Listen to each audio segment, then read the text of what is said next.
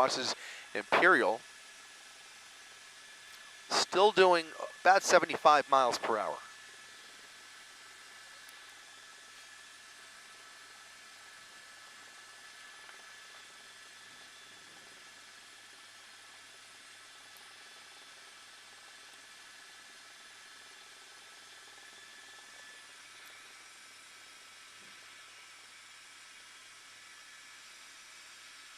Copy that.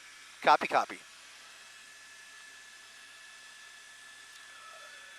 they? I've got programming.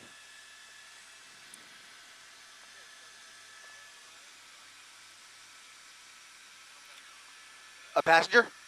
No passenger. Yeah. All right.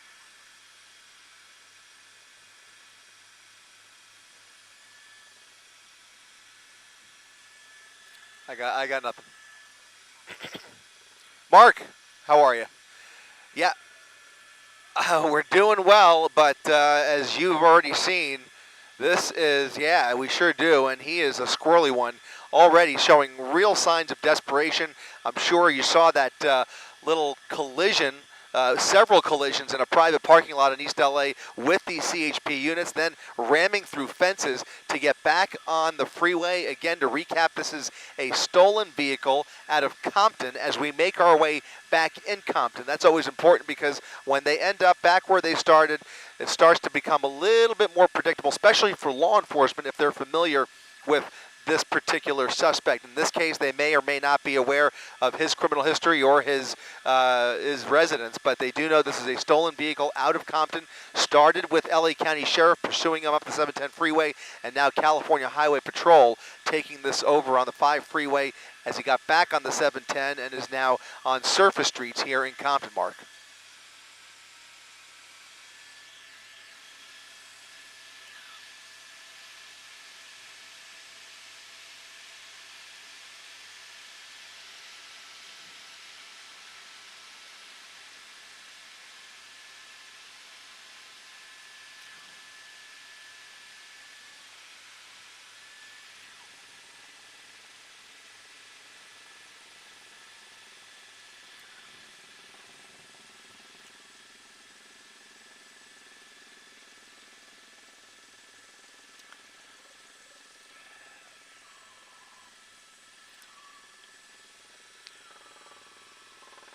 100%. Yep.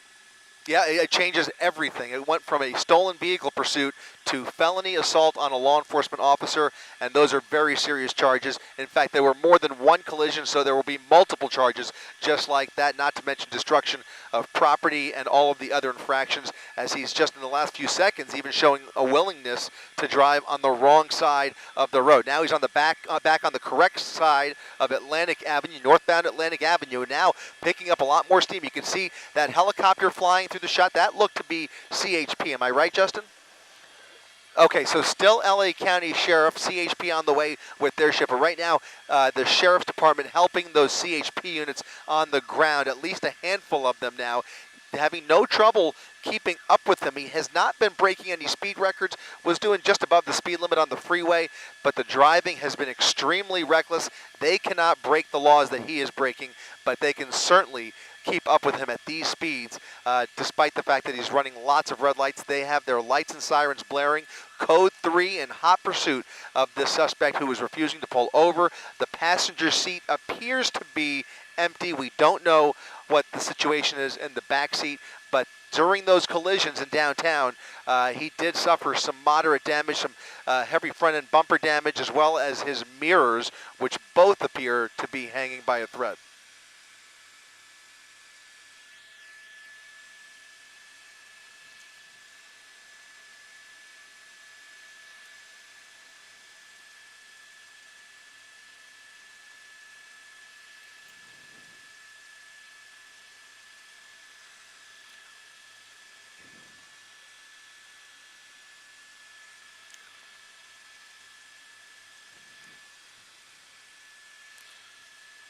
Eastbound Rosecrans right through the heart of Compton here. We'll see if he starts to look for either a residential street to turn off of. We'll see how familiar he is with this area if he does that, or he could take it straight through the city of Compton. Look at that, right through a red light, lots of cross traffic there, barely even braking, but he managed to navigate that intersection.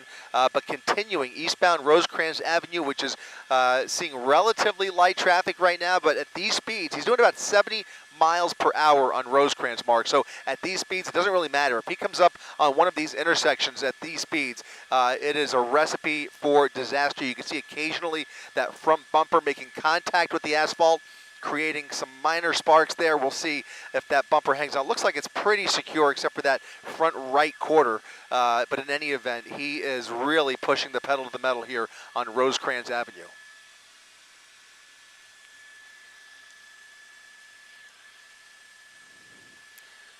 Yeah, certainly appears that way, at least from our vantage point. The rear windows are very heavily tinted, but as we peer through that front windshield, it does appear that the passenger seat is empty, and as you see in that wide shot, CHP actually having to pull back slightly, but now as he makes that U-turn, makes it much easier for them to make the U-turn with him, and they will be going now back in the opposite direction. Very peculiar, though. You have to wonder, why does he make this U-turn?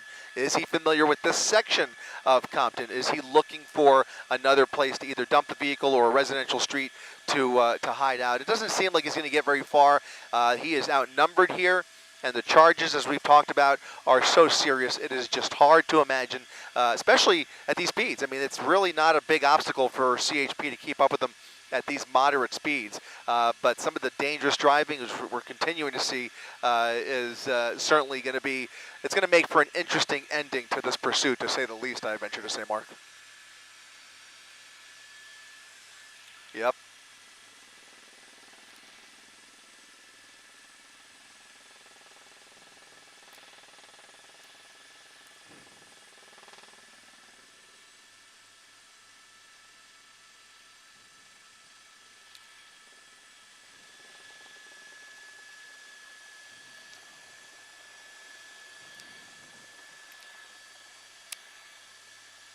It's almost, you definitely, yeah, you get that cat and mouse sense mentality. He got off of Rosecrans onto Willowbrook, then turned around, and it just made a very random U-turn. So we've now seen three successive U-turns. Here comes a possible pit maneuver. He is certainly doing right about the ideal speed for a pit maneuver. Now, of course, he's going to speed up a little bit, but that was a great opportunity there, and you can see there's not a lot of other collateral in the way here, so a perfect area to execute a pit if they have the opportunity. Fishtail the vehicle out of control, but there he is. He's coming out the other end there, now pulling back onto, looks like he's back on Alameda, so he is now going, yeah, he's back on Alameda, and it doesn't look like they made contact with him.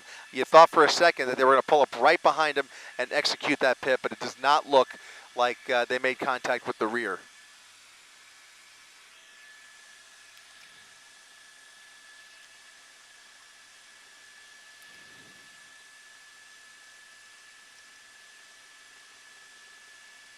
Boxed in here, look at this.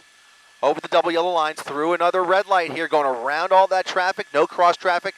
They're going to make it with them, so a right turn now onto Compton Boulevard, where there was a stale red, but no traffic, fortunately. And there's the night sun. That is LA County Sheriff's night sun, shining a light on him again, giving him all the awareness he needs to know that he has eyes on him from every angle imaginable. Look at this. Railroad tracks. Do they go through the railroad tracks with them? One, two, potentially a third. Look at them all going through the railroad crossing as the gates are about to drop. Almost had, I mean, this has a video game feel to it, Mark, and some of these drivers in many cases act as if they are in the middle of a video game, and certainly some of the stuff we're seeing here tonight gives you that feel. But anyways, they all made it through the railroad crossing with him as the gates were about to come down. Now he's on one of these side streets. We'll see if he decides to dump the vehicle. Again, this was a stolen vehicle, and when it's a stolen vehicle, you never know how much gas is in the tank. It could be a full tank, it could be a quarter tank or less, and then he starts running out, and then he has to look for a spot to just run for it. You just get the feeling this guy is not going to come out with his hands up, but we could be wrong, and hopefully he does. In any event, these side streets provide lots of hiding opportunities if he doesn't. And so they will have plenty of units in the area with the assistance of LA County Sheriff to form a perimeter if he starts to hide out. But now he's on an alleyway. Again, all CHP here that we're looking at. But again, you have to imagine that the Sheriff's Department is working to get their way into the area because they are going to need some help here in the event they have to, form a containment area or a perimeter.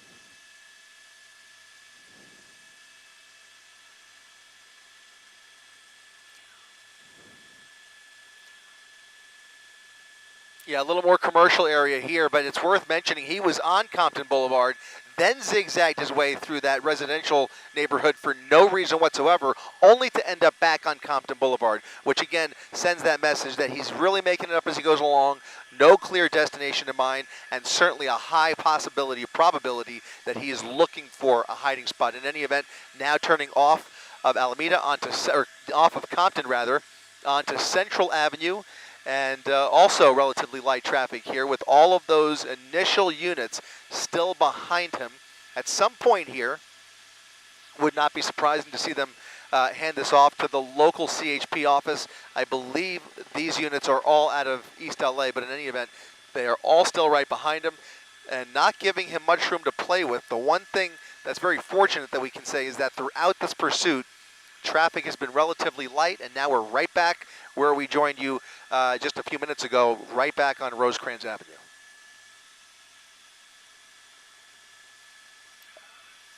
He's westbound Rosecrans, yep. So he's now, getting closer. Yeah, he's making his way sort of out of Compton, actually. So he's more towards the 110 freeway now. He'll be in Gardena here in just a few more lights.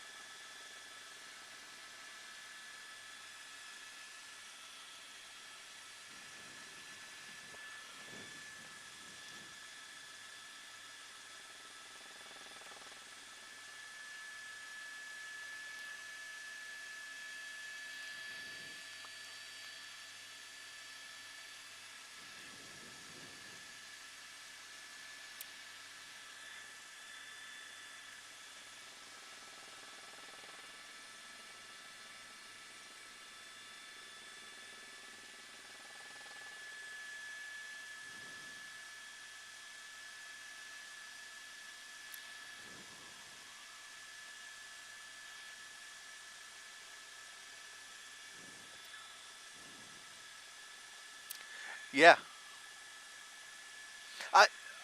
You just read my mind. I wasn't sure if it was a reflection or if that part of that bumper is actually making contact with the asphalt, but there are some sparks there coming from the undercarriage underneath that front bumper. Again, to recap, that front bumper was damaged during a collision with CHP and then subsequently through some fencing. He rammed right through a fence and damaged the vehicle there. So that appears to be what's making contact with the asphalt. That front bumper is still hanging on there. In any event, you see some more sparks there actually under that front right wheel as well. So, we don't know what other damage might have occurred there underneath the vehicle. But in any event, it certainly seems like it's plenty drivable, and it's just a matter of how much fuel, I think, is left in there. But in any event, he's now on Figueroa Street. northbound Figueroa. Am I right, Rob? No, we're going north. Yeah, northbound Figueroa at about 50 miles per hour. And again, all of those primary units now making a turn with them through the red light at Redondo Beach Boulevard. So now a westbound turn, making the left onto Redondo Beach Boulevard. Once again, light traffic to contend with here, but lots of warehouses. It's a pretty industrial area before you get closer to the residential part of town, and lots of hiding spots in the event that he chooses to dump the vehicle. In any event, they are all still right behind him here as he, does about 35, 40 miles per hour, giving them a great chance to set up for another pit maneuver.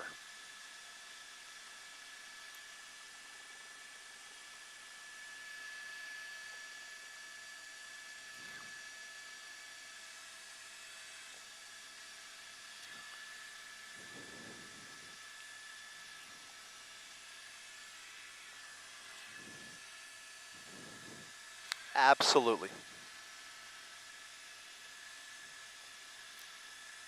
Everything changed in that moment. Everything changed for him because there's no way, not only is there no way they're going to let him get very far, but the amount of force that will show up at the end of this pursuit, as we are now so accustomed to seeing, is going to be immense. They will spare no expense at bringing him into custody. So he's not going to get very far. I don't know how much time the vehicle has left on it, but in any event, you can see they are ready, and there are some other local municipalities in the area that may also help out at the end here. Now, CHP is very, very particular. They do not want anybody's help. If they are the lead agency, they will remain the lead agency, and everybody else will stay out of it. However, as he moves through these smaller jurisdictions, they will be ready to help out in the event that there's a suspect search, a foot pursuit, whatever the case may be. But right now, lots of CHP units behind him, a couple of others standing by in the area. They are all well aware of what's going on here. The Sheriff's Department broadcasting it on their frequencies as well internally, and all of the officers in the area have computer monitors right in their patrol cars, and they can see and keep up with the pursuit remotely. So there will be an end eventually here, but it's going to be very interesting based on what we've seen tonight. The behavior that we have witnessed is we're talking about very serious crimes that will not be taken lightly.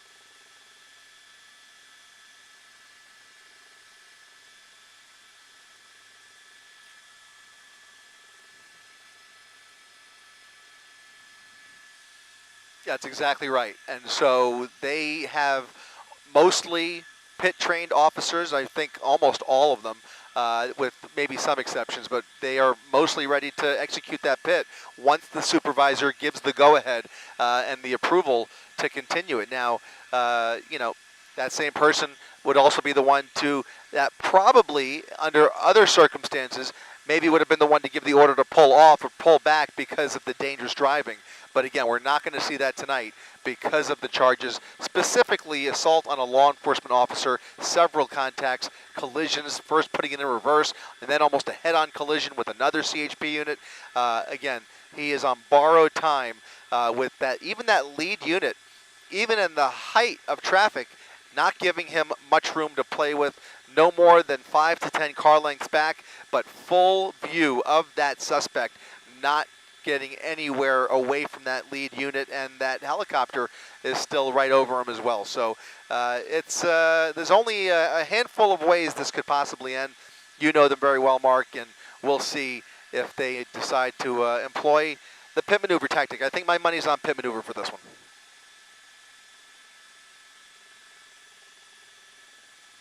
He's back in Compton, but now going again westbound on Rosecrans. So as he continues westbound, he'll start to approach the 110 freeway once again here off the nose. He's slowing down a bit, and this could be indicative of either a low fuel light or something else. So we'll see. Slowing down under the railroad track there, making a slow crawl through the intersection into oncoming lanes of traffic for no good reason.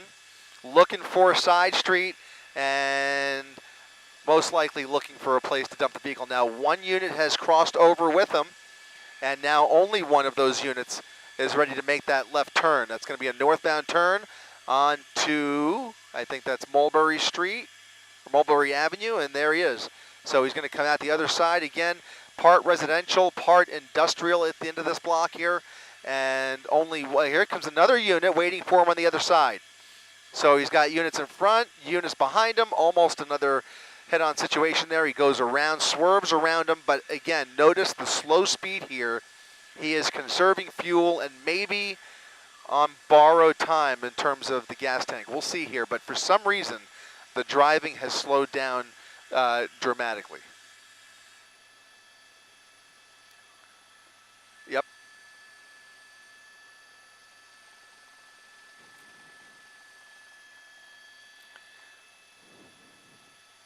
Nope. Yep, would have been a good place, but once again, the likelihood of a pit maneuver just went up again because at these speeds, this is the perfect situation. Most of these streets are pretty desolate, as you can see at this time of the night. Not a whole lot of traffic, lots of commercial warehouses, no collateral damage here.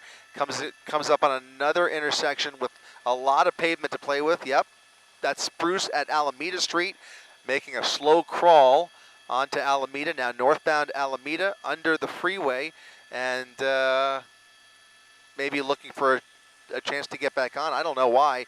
I think something is wrong with the vehicle.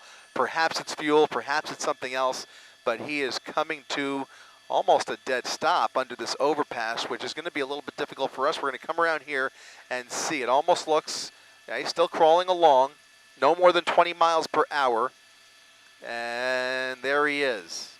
That'll put him back on Rosecrans, I think, or unless that's, yeah, this will merge with Rosecrans. So now crossing over Rosecrans, a U-turn on Rosecrans Avenue, and now going back in the eastbound direction. So now eastbound Rosecrans, back through Compton, and even picking up a little bit more speed. So maybe that wasn't the end of the gas tank, but in any event, that speed is not right, but he's doing about 50, 45, 50 as he steps on the gas there. Still has some more life left in him, but look at this, onto a sidewalk. Okay, that's an access road. This will take you. Okay, it's one of those exit, those kind of like access roads that could take you off of Rosecrans onto, in this case, Spring Street. He made an erratic U-turn there, and now puts him on Spring at Peck in a residential area where I think they probably will be less likely to perform a pit because you just don't know who's walking around, and obviously it's pretty dark out there. So you want to. It looks like either a parked car or somebody just stopped at the stoplight. Yeah, it started at the stop sign.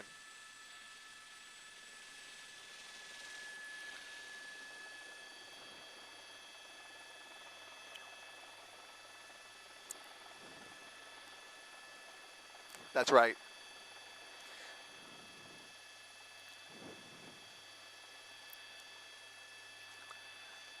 I mean, it was just a few days ago. You can't forget that pursuit on Friday where there was a getaway vehicle ready under an overpass to take the suspect away, and the pursuit continued. So even if the vehicle's on borrowed time, if he's determined and has a network in this neighborhood, he may have the ability to something.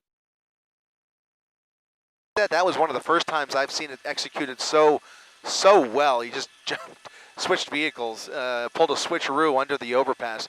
But in any event, there's the spike. There's the spike. There's the spike. And that looks like it was a successful spike strip. That was a really clever spike. That was a pretty lengthy spike strip. I didn't even see it right away, and I don't think he saw it either.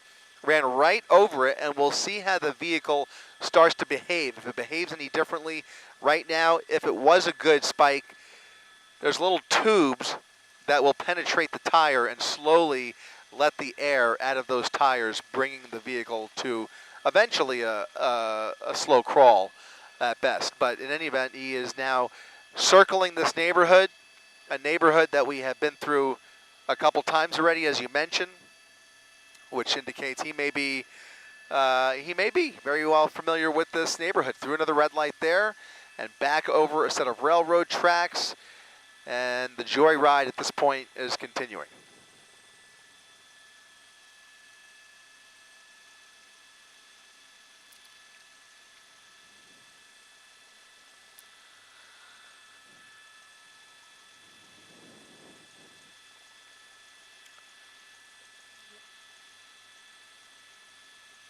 It's been really slow, yeah. I mean, at one point, maybe 45, 50, as you mentioned, but really, since he's been off the freeway, it's slowed down dramatically, and now underneath Rosecrans again.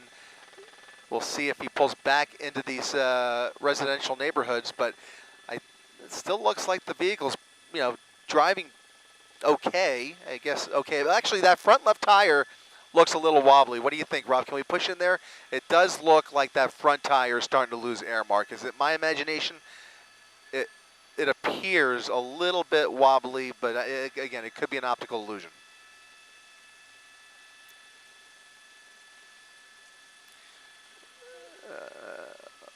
Well, it's definitely not flat. That was a good shot there. A nice close-up as he makes this illegal U-turn at Santa Fe Avenue, now going eastbound again on Rosecrans. You can count the units there, upwards of a half a dozen, as he slowly reverses course on Rosecrans and just barely making that right turn now onto McDivitt Avenue, another residential street. Picking up a little speed over that speed bump, but it does not look like those tires are running flat.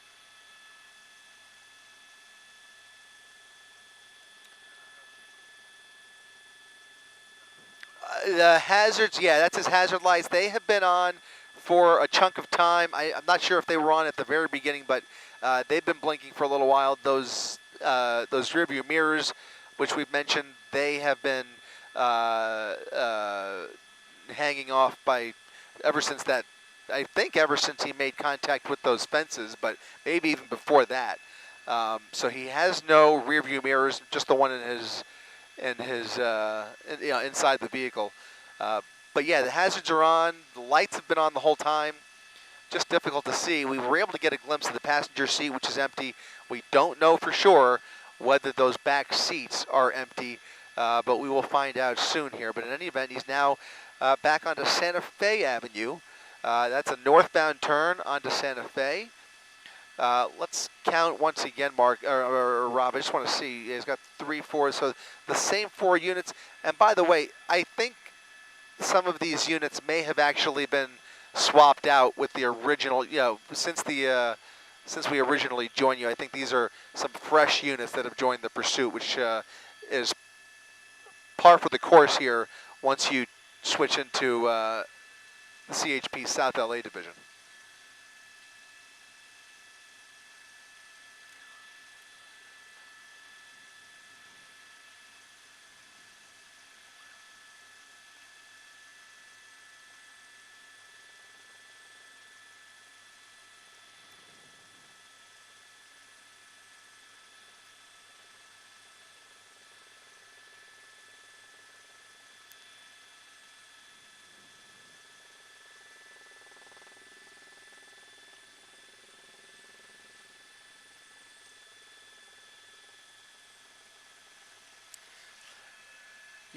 Yeah, you would think, and look at the right rear, Mark. Look at the right rear that is now starting to smoke.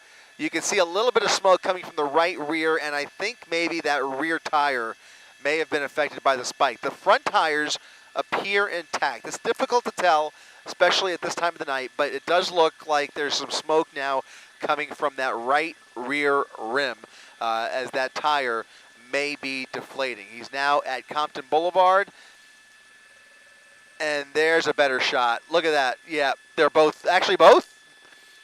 So the right tires hit the spike. It looks like maybe the left tires were spared. But both of those right tires, the front and the rear, are now basically down to the rim. The rubber's still on there, but there's no air left, and he is riding on those rims. That's where that smoke is coming from. That is going to dramatically affect the steering of this car. It's only I don't know exactly the model, but it's a Kia, maybe a slightly older model. Can't say for sure, but this vehicle, I think we can say now, is on borrowed time.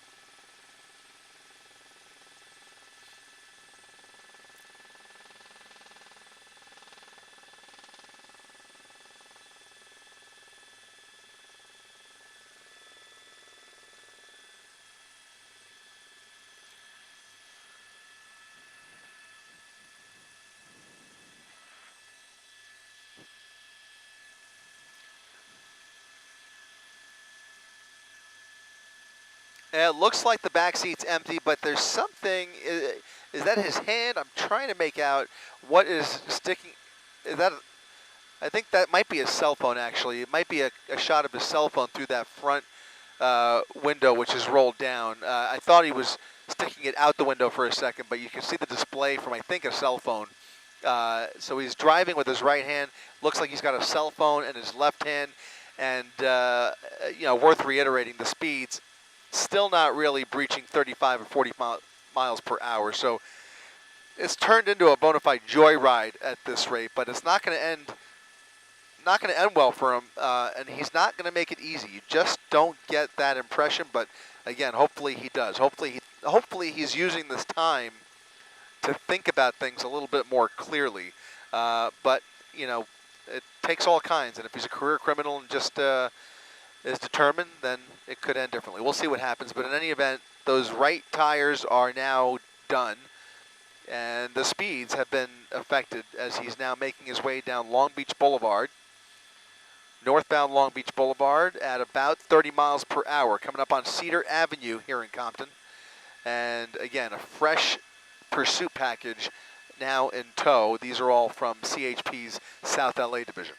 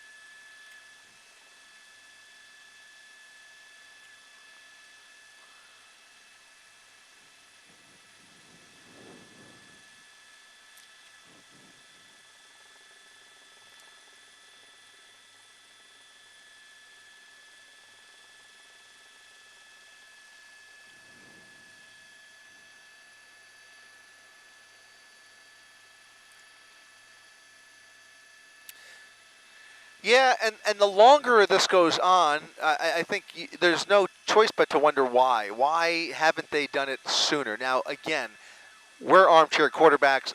These guys are working with intelligence about the suspect, about the other crimes that may be involved here. A lot of information that we don't have. So, again, take all this with a grain of salt, but why are they letting this go so long when I have seen many opportunities for a very safe pit maneuver that would have brought this most likely to an end? Now, maybe it could be that after his maneuver earlier, they're thinking a little bit more carefully about that because they know that if they spin him out and he does like a 180 and he's then face to face with those officers, he has no problem if the vehicle's still drivable to ram right into those officers and pose a real danger to their life. So that's one consideration.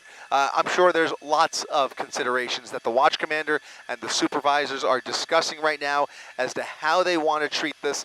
But in an environment where we have seen several fatalities on LA roadways as a result of police pursuits just in the last couple of weeks, you can't help but wonder why. When you're watching it go on for, we're going on well over an hour with this pursuit. We've seen opportunities. Got to wonder why and what else they are dealing with.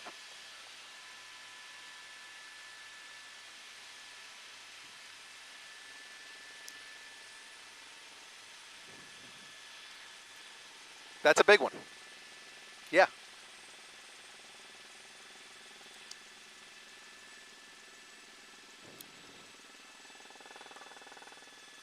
Right. Right.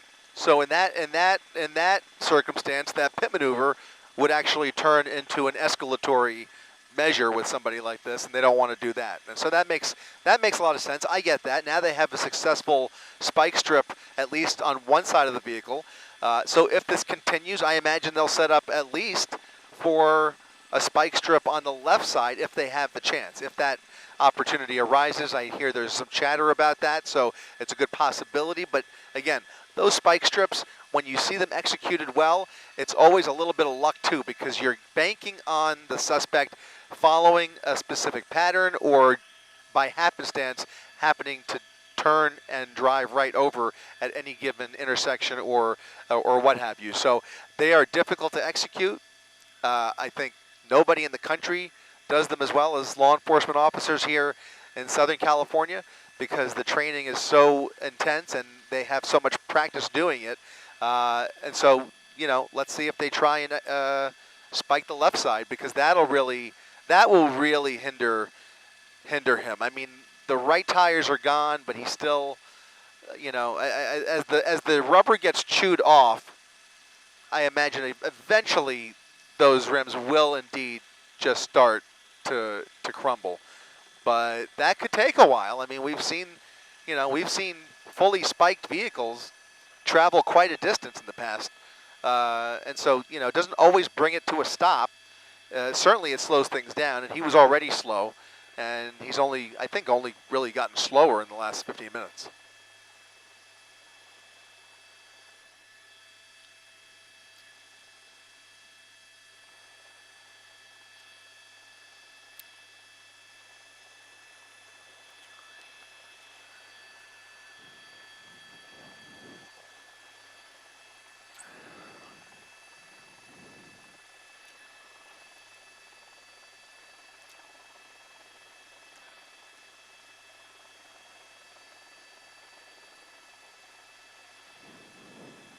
That's a good point.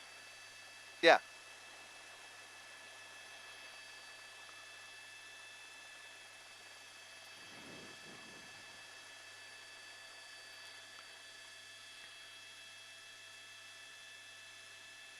If he maintains these slow speeds, you make an excellent point, because the likelihood, the risk of a high-speed crash goes down. Obviously, if he's only traveling 20, 30 miles per hour at the most, that's manageable. So at that point, why increase the risk when they could just wait for the gas tank to empty out? Again, time is always on the side of law enforcement. We become impatient as spectators because we, of course, want to see it come to an end. And if there were lives in danger or they felt it was getting too dangerous, they would use other tactics. But under the circumstances, with what they're dealing with here, you can rationalize why they are just letting him burn off as much fuel as possible and then approach the vehicle at that point. So probably what we're seeing here, because they've, as we mentioned, there have been other opportunities to bring this to an end, and they are opting not to, and I think there's a reason for it.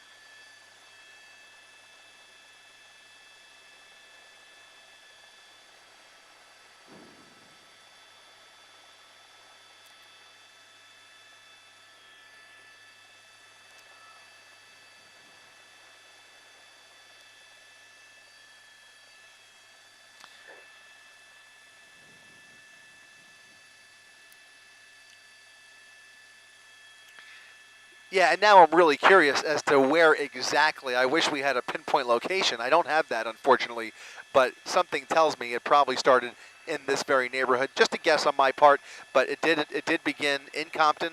Went up the 710 freeway into the East LA interchange. He got off, was not very familiar with that part of town in East LA. Basically, ended up on private property in a dead end. Went face to face with those officers. A couple of collisions with those CHP units, and then where he saw there was no outlet, just rammed right through some fencing in those parking lots, tearing the fences right off and continuing the pursuit back onto the freeway, ending up on the 710 freeway, back into Compton, back into this neighborhood.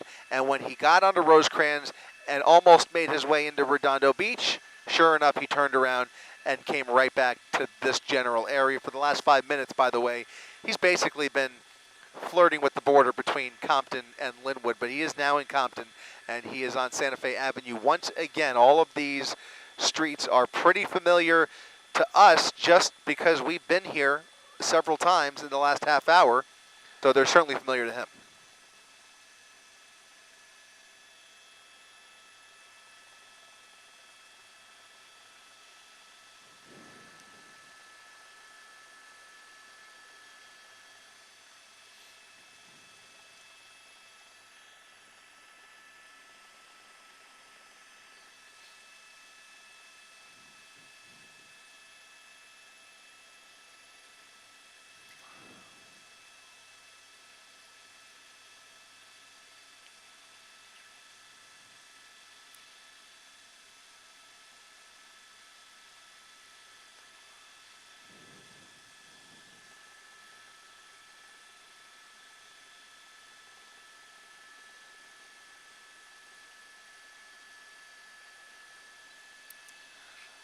Yep, the front right and the right rear, both down to the rims.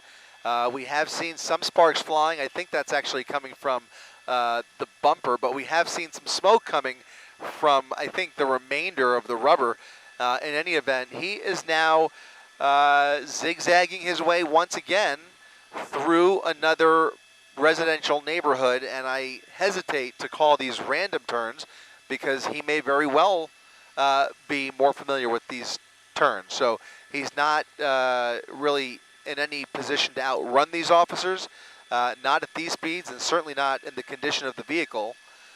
He knows that he's on borrowed time. He knows better than we do, probably, how this is going to end.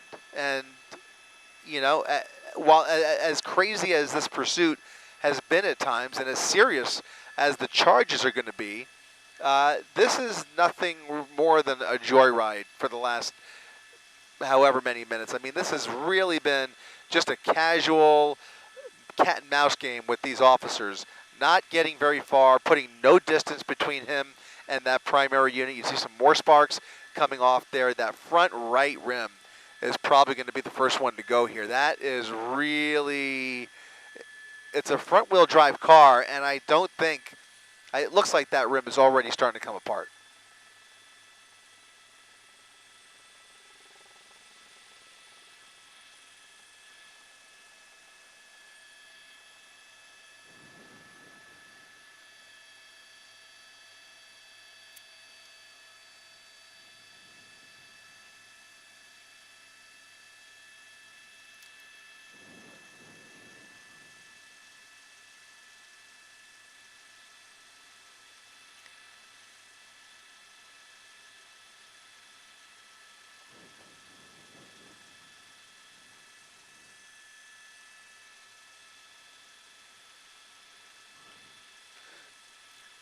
Yep.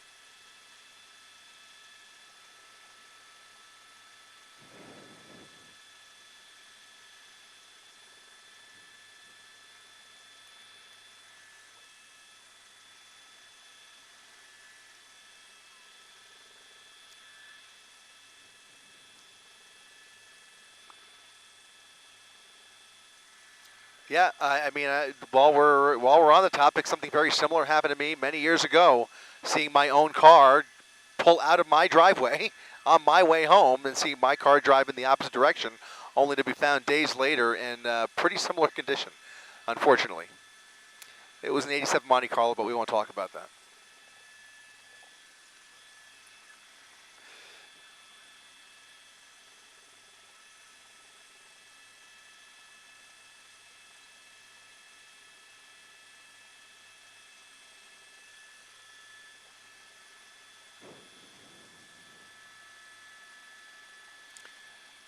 Yeah, yelling at somebody. I mean, certainly those officers can't hear him, but he is certainly trying to communicate as he made his way through that intersection there. Very animated.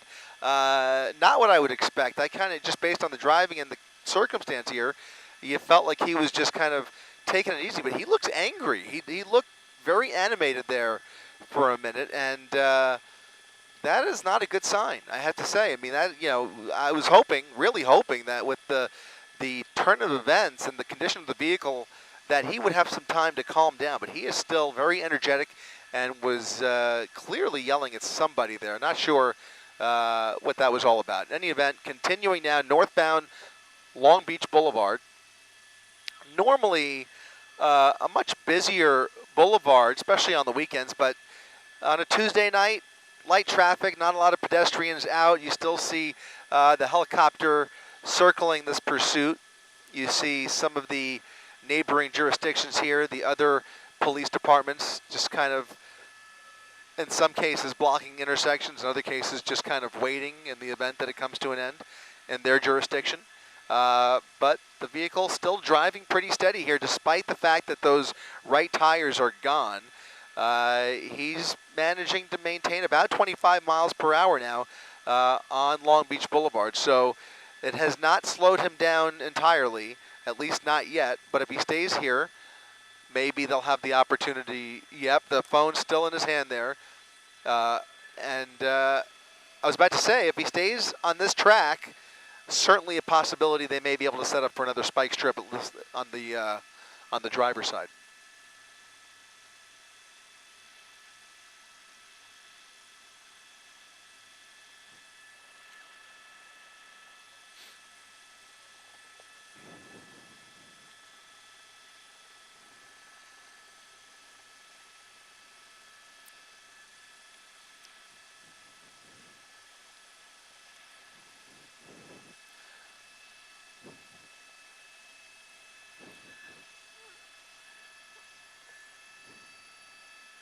Yeah. Yeah, in fact, at least as almost every time that we've even been able to peek through that driver's side window, he's had that phone on, whether he's texting somebody, calling somebody, or like you said, maybe streaming ABC7 at this point. Who knows? But that is most likely what those watch commanders are doing, in fact, back at the CHP station, probably watching our very picture right now as he continues to maneuver through South LA here in Compton. This time he's made that turn onto MLK Boulevard, and you see now CHP creating a traffic break behind him as he comes. Now he's almost coming to a stop. The vehicle's slowing down even more, coming up on another intersection and slowing down even more. It's a stop sign, but he's barely going to make it through this intersection. I think the vehicle is starting to give him problems. We've said that before, and he's, gassed it, been able to, continue the pursuit. But I think he's really, really crawling now as he toys with these officers. They are ready to bring this to an end. They're ready to make that felony arrest once he decides to pull over. I don't see him getting very far if he does decide to run on foot.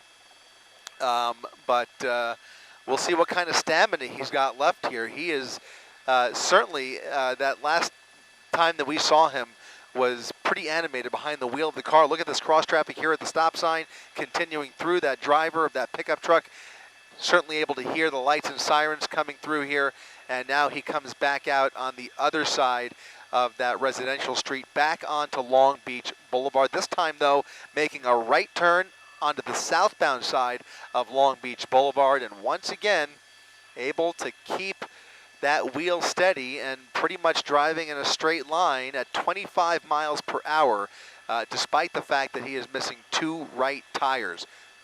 Basically down to the rims. The left tires appear to be in good shape, and he's now going through a major red here. That is Long Beach at Imperial Highway, coming up on the 105 freeway. He's been hesitant to take this under the freeway, which would put him into Linwood. But in any event, he's heading in that direction now. So he's made plenty of U-turns, and if history is any indicator, he will probably make another U-turn soon here as he ventures away from the territory that he seems to be most comfortable in. He started this pursuit over an hour ago in this general vicinity. He has ended up here. Hard to imagine that he's going to get too far away from here, but with the pressure behind him, anything's possible, right? So we'll see as he continues northbound, or rather southbound on Long Beach Boulevard. And look at this. Look at this. Still able to accelerate at a decent clip under the 105 freeway, bypassing the entrance ramp there. Had an opportunity to get on the freeway, and now he's going a tick faster. What do we say, about 40 miles per hour? Right around 40, 45 miles per hour as he accelerates underneath the 105 freeway into Linwood. Or am I right about that? Is he? Are we still? Yeah, I mean, I guess we're in Compton now. But in any event, southbound Long Beach Boulevard at a faster clip and putting a little bit of distance, maybe more than a little bit of distance, between himself and that primary unit. More sparks flying out of the right side. We'll widen out really quick. I want to get an idea how far back is that lead unit. We've got one unit about 8 car lengths back, speeding up behind him, able to make the turn. No U-turn, just a left turn now onto Carlin Avenue, back into a residential neighborhood. More sparks flying from that front right rim. And how many other of those units were able to make that turn? Are they all still behind him? My guess is yes. 1, 2, 3, 4. 4 units, 4 CHP units. Still the lead agency in this pursuit, despite everything we've seen here this evening, and it makes perfect sense when you consider the fact that he has literally rammed into police vehicles during the course of this pursuit. Now making a right turn onto Bullis Road off of Carlin. You see the sheriff's helicopter still up in the air over this pursuit as they circle these intersections, doing really tight orbits, trying to keep close eyes just in case he comes to a sudden stop and is able to run for it. Again, these are narrower streets, less likely that we'll see a pit maneuver here. But California Highway Patrol ready for anything as he makes his way through this neighborhood. Some street vendors here, not a lot of pedestrians out, very light traffic overall, but certainly the danger exists nonetheless. I mean, especially if he's still able to accelerate through some of these intersections, anything is possible, and we certainly don't even want to use our imaginations because we have certainly seen what some of these people are capable of, and you just hope that this ends in a peaceful fashion, or at least a peaceful resolution as possible. So now North Bullis Road off of Carlin, continuing, slowing down a bit after we saw more sparks flying out of the right side of the vehicle.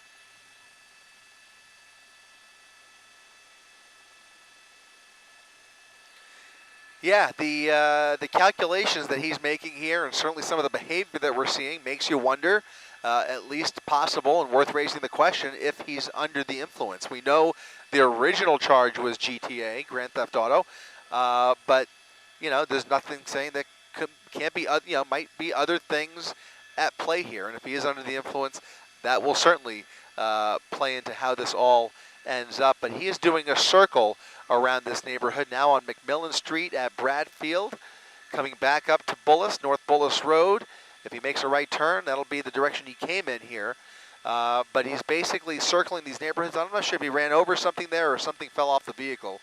But he is speeding over a number of speed bumps, which are a real challenge for those right wheels, especially considering that even those rims are on really borrowed. I mean, at some point, if he accelerates too much, he will eat right through those rims, and eventually you've got nothing left but axle. We're not there yet. You can still see the rims spinning there, but at some point, they will start to come apart.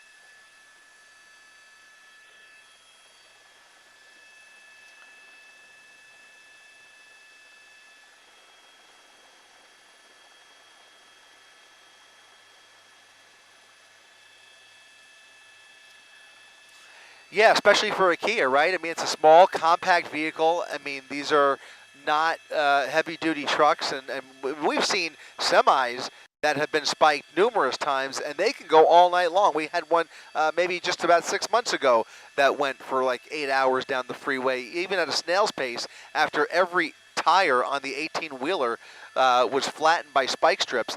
The thing just kept on going. This is not that. This is a small, compact vehicle that is not designed to endure this type of damage. So he's kind of just weaving his way through here. Bradfield, we were here just a moment ago, now turning off at K. He's on Bradfield, and now his next major here is Rosecrans. He'll turn westbound onto Rosecrans, and I imagine, look at that, somebody is aware of it and sticking their cell phone out the window. So you already are starting to see some of the spectators out here familiar with this pursuit, aware of this pursuit, and taking pictures and video while they're at it here.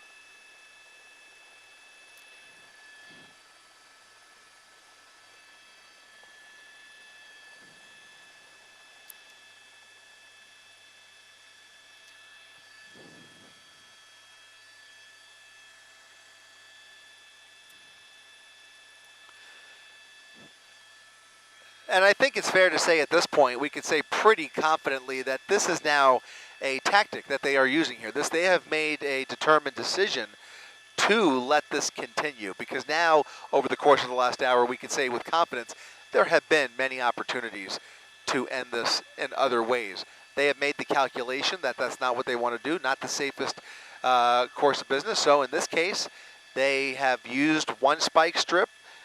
Maybe they try for another, but other than that, they are just going to continue to follow him at these speeds. Unless something dramatically changes, they will follow him to the very end. Again, they can swap out units all night long until that tank is empty.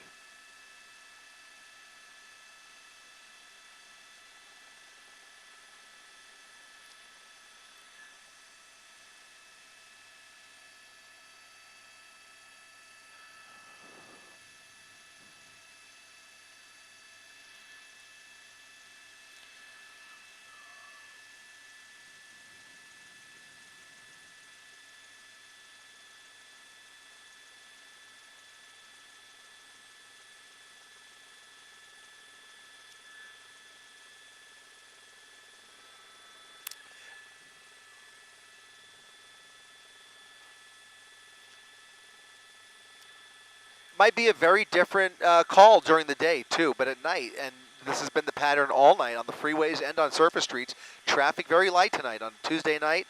Not a whole lot of people out, just occasionally a few cars at the lights, but that's about it. And so why not, right? If they feel that it's safe enough to do this, and this is safer than the alternative, that's what they're going to do. And I was actually a little surprised a few moments ago to see him accelerate up to 40 miles per hour. I thought this vehicle had already reached its top speeds for the night, but we'll see what's left. I mean, it really makes you wonder whether he is intentionally crawling along like this. Is he trying to conserve fuel? Is he just trying to fight the steering wheel because those right wheels are not cooperating, and that's why he's going slow, or is he just is it more of a joyride, as we mentioned earlier? Does he have the ability to still move this vehicle?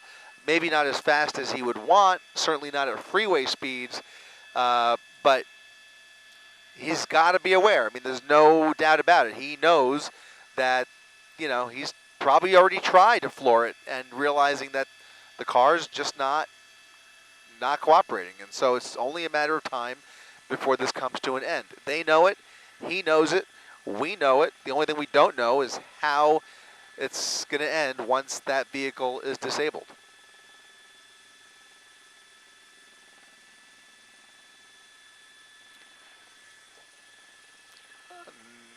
Another minute of freedom. That's right.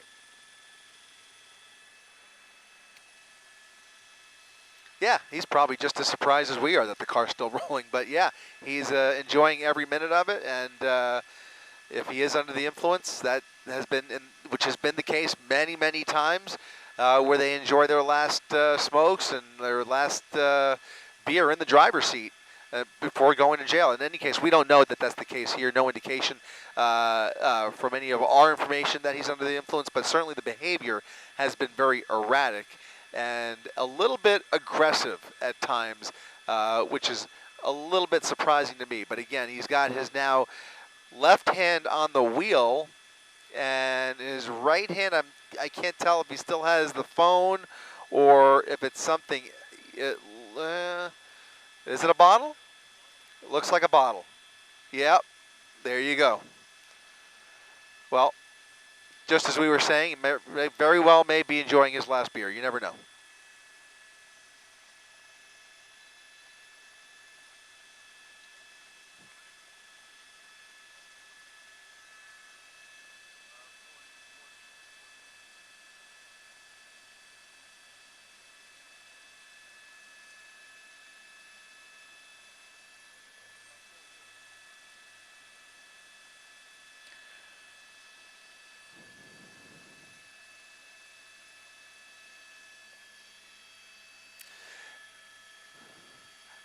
Definitely a little bit more weaving than he was. I was pretty surprised he was able to keep it as straight as he was, but it now looks like that vehicle is behaving a little bit differently. Still, those right rims, by the way, the rubber's completely gone, so the tires have flown off completely. There's nothing left there. It's pure rim on asphalt, and still carrying the vehicle, but I think you're right. I think it's starting to affect the. In any event, made a turn now back onto Carlin Avenue. Again, worth noting that these are all streets. In fact, every turn he's made in the last few minutes has been repeat adventures. He has been on all of these streets multiple times, essentially doing a circle, what may or may not be his neighborhood. He has certainly made the decision to stay around here, and again, always worth repeating, this is where it all started, at least in this part of town. So you can draw your own conclusions. It may very well turn out to be his neighborhood.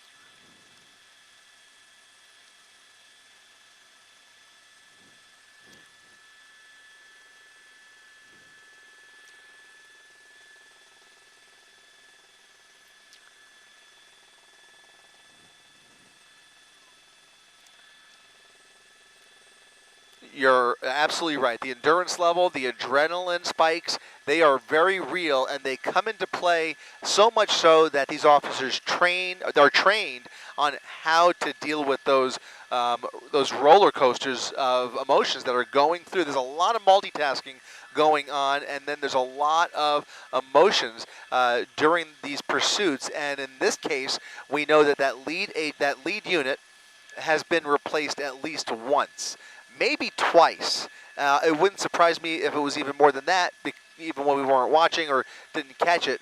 But they will swap these out. That's something that the watch commanders are keenly aware of. They don't want to leave a primary unit in that lead position for too long. For that very reason, it's something that they have done studies on, they have trained on, and they're aware of that is something that can complicate the actual arrest, and it can complicate the actual safety of the driving behind the wheel of these pursuing officers, because they are human beings just like you and me, and they have their own endurance limits, and these are stressful episodes. I mean, we are, as a culture here in Los Angeles, fairly obsessed with these. They are exciting to watch on TV, but they are dangerous, real-life dramas that are playing out. And the reason we air them is for public safety, first and foremost, because there is so much danger involved. And one of the many dangers is that, in many cases, not only private citizens who get hurt, but law enforcement officers who get hurt as well. Because the driving, you have to now mirror, in some cases, this maniac's driving behind the wheel of the pursuit vehicle, and then you have to try and keep up with him or try and outsmart him or whatever the case may be. And again, that is a mental exercise. It's a real workout for all of the officers involved, but like you said, especially those lead units right behind the suspect.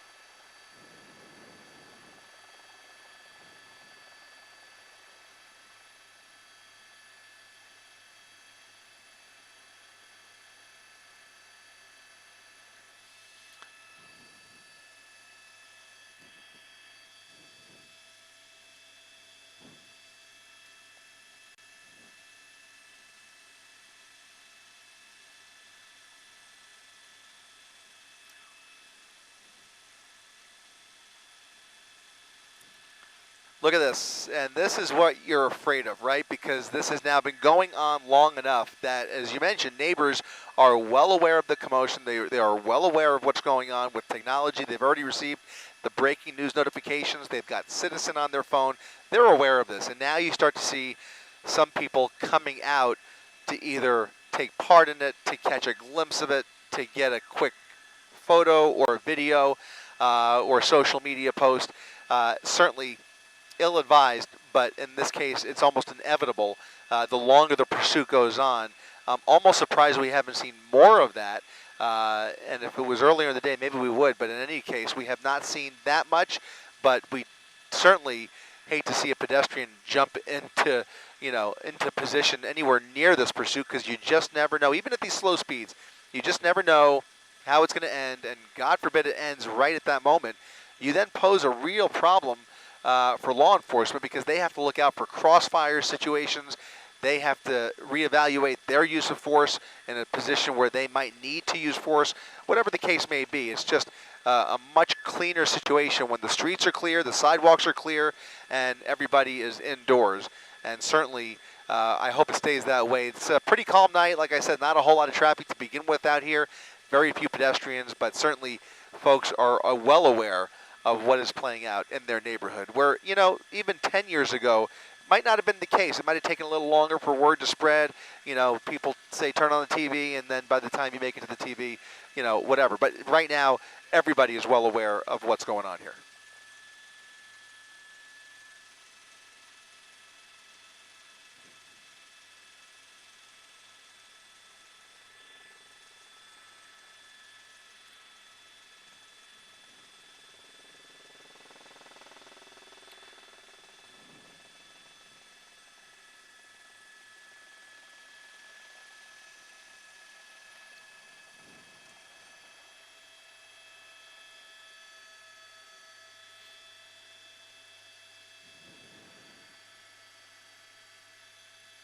Look at this. I mean, absolutely unnecessary. Actually approaching the vehicle almost as if she wanted to give him a high five. Okay, this is nothing compared to some of the things that we've seen in the past, but that's the type of behavior that could certainly get somebody hurt. It's really, really important that people not try and do things just like that. A clear example of what we were just talking about, have no idea. Maybe they know him, and maybe they know that he's not a threat to them. But that's not the point, right? Because there are so many other factors here. It's just not worth it. The danger is all too real, and now we're seeing more and more people pulled over. These are neighbors. These aren't professional photographers. These are not news media. These are neighbors who are coming out to partake in the commotion out here tonight, and you see a lot more people now with their phones out.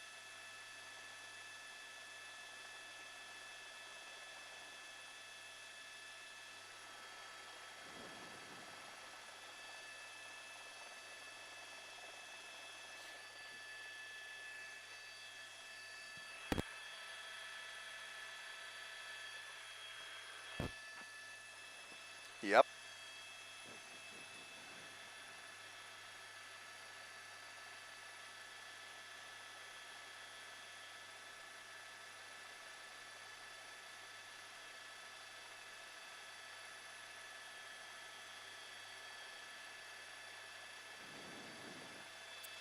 Yeah, unfortunately, you're right. The driving now continuing at a snail's pace back on Santa Fe Avenue.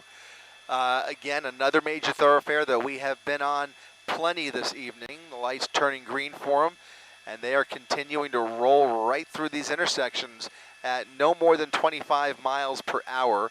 It's been a while since we've seen him deviate. He's been pretty much on this the same pattern for a while, and so I'm starting to wonder why we haven't even seen another spike strip to try and knock out those left tires. It's easy for me to say, but I would imagine that that's something they wish they could do to further disable the vehicle. But so far, just those right tires that have been incapacitated. Now he's on 2 right rims, and then 2 left tires that appear to be intact. But at these speeds, he's been able to maintain control of the vehicle, and that's probably not by choice. It's just that's just all the vehicle will give him as he makes these random turns, mostly right turns, by the way, which again puts him into kind of a more of a pattern and more of these like circles around these same blocks. Again, more people coming out. And, you know, it's definitely, you know, on TikTok, you can go viral really quick. So it looks like he's continuing through, kind of almost enjoying the attention. And we saw just a few minutes ago, it looked like he was sipping on something. Don't know what it was.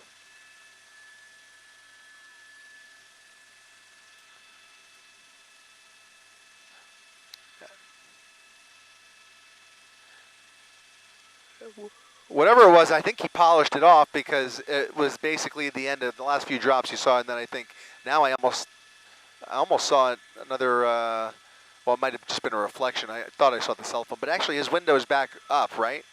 His window is back up. That's all reflection at this point. So, yeah, we haven't had a clear glimpse of him in a few minutes, but it seems as though he is just enjoying these last few minutes of freedom, or maybe another hour. Who knows?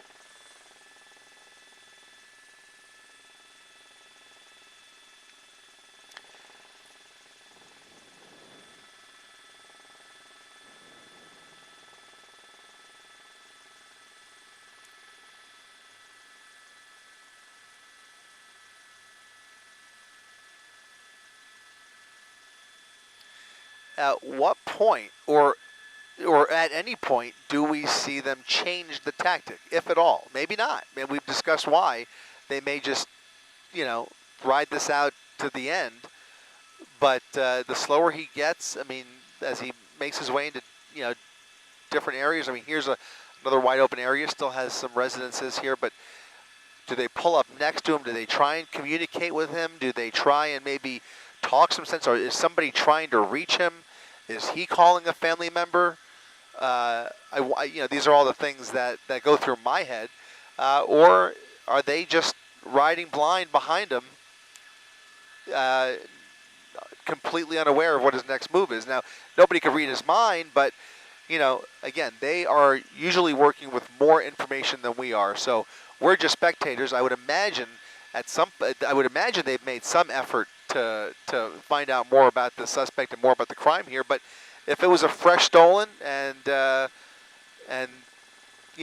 just caught up with the LoJack, then that might be all they are aware of.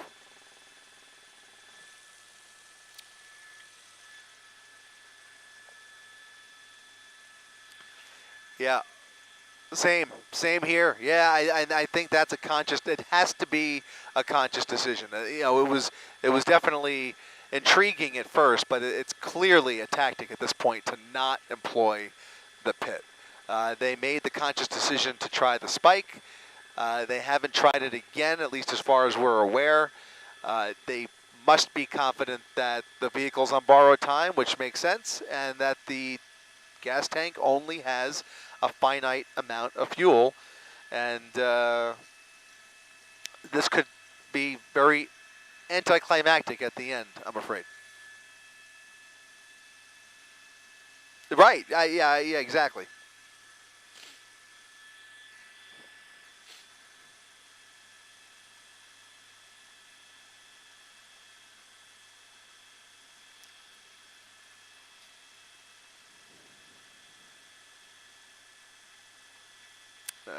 That's what they're hoping, yep. Yeah, now on South Mona Boulevard, continuing towards 130th at a snail's pace here, but still in the city of Compton. We have not really left that general area. He is in Compton, maybe kind of on the edge of Willowbrook now, but he's not traveled very far, hasn't covered a whole lot of real estate in the last hour or so. He's basically just circling the same general neighborhoods where, at least it appears, he is a known entity by some of the folks who have come out this evening. Certainly wondering what was going through that woman's mind who actually approached the vehicle almost to give him a high five. You have to wonder what that was all about. And you have to wonder almost, I didn't see it. I don't think that I've seen any of these units drop out, but I almost, in some cases, would imagine that one of the pursuing officers would stop and talk to that woman to see if they do know who he is. Maybe they're already doing that behind the scenes and we don't know it. But that appeared to be somebody who knew him, somebody who was aware of the pursuit and aware that he was coming through. And there's probably more of that. We're certainly seeing a lot more folks with their phones out as he makes his way around the same general area now on East El Segundo Boulevard.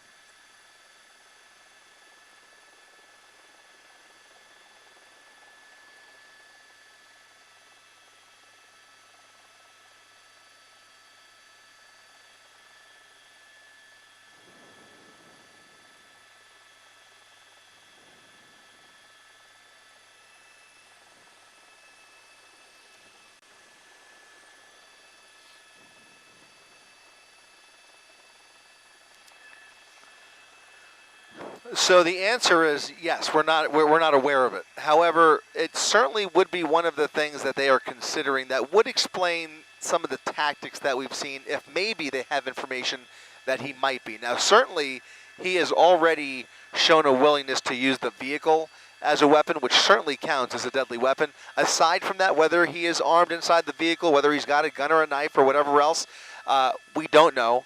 We have not heard reports to that effect. But that doesn't mean that they aren't aware of a weapon in the vehicle, because that is also something that in many cases would preclude them from attempting a pit maneuver. That's one of the things that makes you think twice about getting into a pit maneuver with somebody who's heavily armed. Now, it certainly happens, but it's one of the things that goes into the decision-making process, and it's something that we have seen here, and the clear intent to not pit him again. Again, it could just be a coincidence, but so far, no reports of any weapons.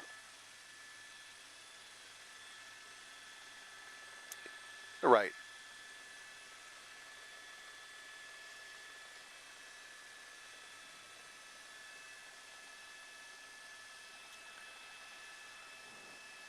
Yeah, right around 20 to 25 miles per hour. We'll go ahead and throw up our real-time speed tracker, dipping below 15 miles per hour, so really slowing down now. Back on Santa Fe Avenue. Again, if that sounds familiar, trust your instincts. We have been on Santa Fe numerous times over the last 30 minutes, if not more. Actually, again, all of these streets are looking really familiar. We've moved a little bit further to the east and north, or west and north, towards Willowbrook, but still in the same general vicinity as he's kind of meandered around here, almost looking for attention. Again, enjoying the ride. He's got the window's been up and down at times. It looks like the window might be cracked now. I can't get a clear view inside. I do see the reflection there. But other than that, he is going right through another red light here. So look at that. Well, 1, 2, 3, 4, 5, close to 8 or 9 people anticipating the pursuit, phones ready, and trying to catch a glimpse. A little more smoke coming from that right rear rim. Every time he speeds up, and now he has sped up a little bit, now closer to 25 miles per hour, upwards of 30. And a little bit of smoke coming from the rear of the vehicle. Thank you, Rob.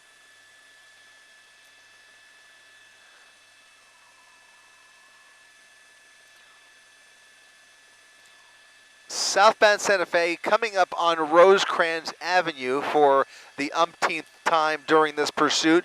He will have a decision to make there. I guess he could go through, but I think he's going to set up for a turn here. We'll see what happens, but he is coming up on Rosecrans after the stop sign here.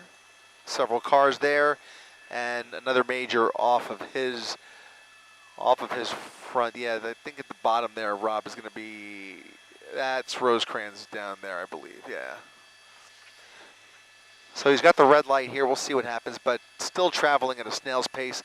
He kind of peaked at 30 miles per hour there and is now crawling once again back up to this intersection. No braking, just slowing all the way down. Here comes somebody right in front of him and weaving just around that vehicle through the red light. Why that person is doing that, no idea, but you saw that one unit, I think it was the lead unit, shine that spotlight right into that vehicle driver's side window. Like, what are you doing? Don't do that.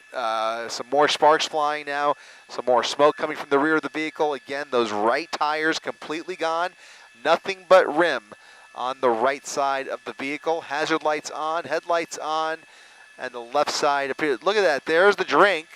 There's the drink. It looks like maybe a water bottle that he threw out the window. More smoke as he picks up a little bit of speed here, upwards of 30 miles per hour, again on Santa Fe as he made his way through Rosecrans, coming up on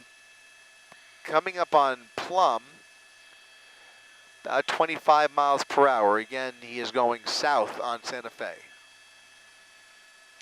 Making the turn onto Compton Boulevard, a right turn, westbound Compton Boulevard to complete the circle, and around we go as he continues through the bottom of the 10 o'clock hour, a pursuit going on at least 2 hours by my count. Now pushing about 35 miles per hour on Compton Boulevard with a little bit of life left in the vehicle. He has finished his drink, both hands on the wheel, and he is going for it as far as this Kia will take him.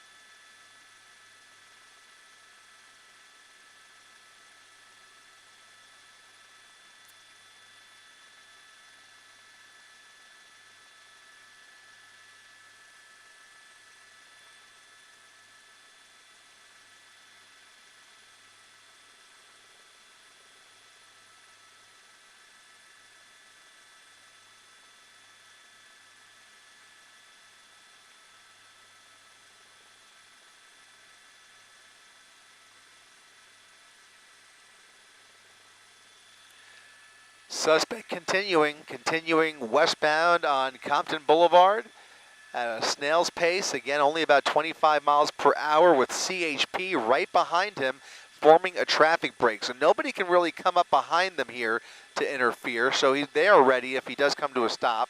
Not seeing many units left in front of him or at any of these intersections, quite frankly, awaiting him.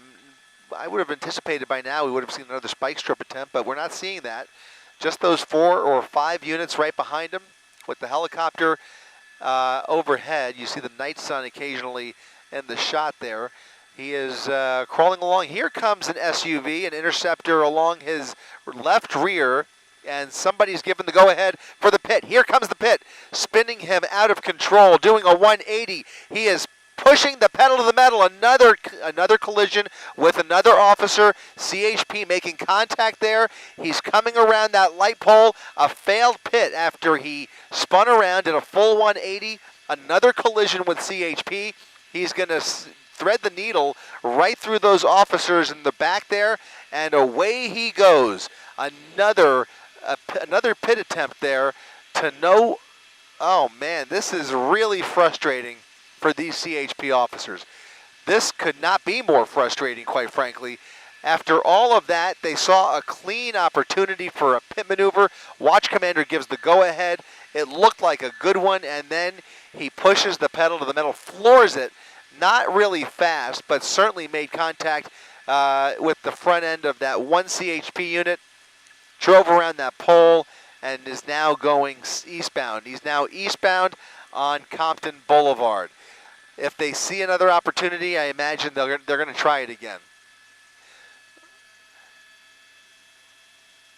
He's coming back for more. Here comes a different unit coming back for another pit attempt if he sees an opportunity. Speeds just under the threshold as he comes up on the double yellow lines, over the paint, through another red light, and we'll see if they try to make contact once again.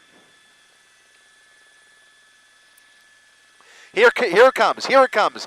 Left rear, here comes the interceptor, a CHP SUV making contact, a full speed pit maneuver, spinning him at a 360, not enough to disable the vehicle. He continues to go. He's rolling along here, trying to gas the pedal there, but he's not going anywhere fast, but he is certainly continuing here. He is now northbound on Alameda Street. Northbound Alameda, more sparks flying from the front right rim after 2 great pits. Here comes a third pit attempt. This one's going to do it. A full 360. The car still goes. It's continuing. This Kia is refusing to give up on this guy. 3 pit maneuvers in a row. The last 2, a full 360, and he continues this joyride through the streets of Compton. Here comes pit maneuver number 4 along the right rear. SUV making contact. The bumper goes flying. There's the rear bumper, and now they're going to try and box him in. A possible opportunity to box him in, but no, he's still able to run.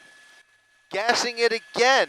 He's doing about 5 miles per hour with whatever is left in this car. 5, maybe 10 miles per hour, coming to a slow crawl, and that is probably it. But man, this Kia is relentless. Here comes another possible pit.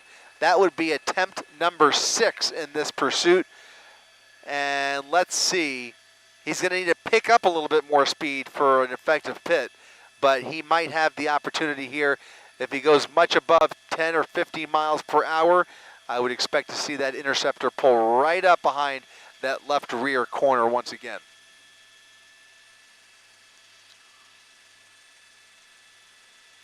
Here it comes. Ooh, a slow speed pit under the overpass. That is Alameda.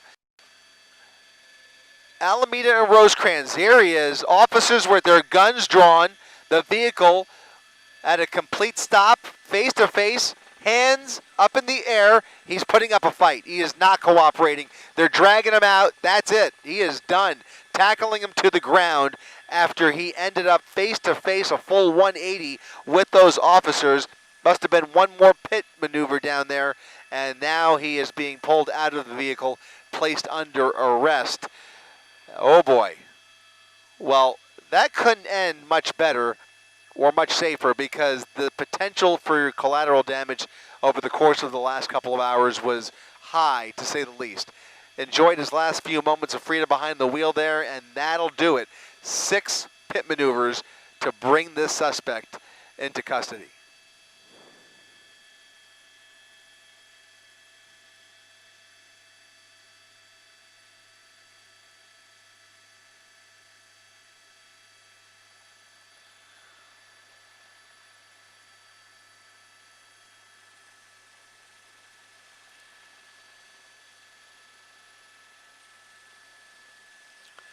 Officers clearing the vehicle. Code 4 given. You can see them about to pop the trunk there. And this pursuit is over. One driver in custody, about to be hauled off to Men's Central Jail after a wild and dangerous pursuit here in Compton. CHP's got their man, and that'll do it for our coverage from up here in Air 7. Keep it right here on abc7.com and Eyewitness News. Coming up in just 8 minutes, reporting live from Air 7 HD, I'm Chris Christie, ABC 7 Eyewitness News.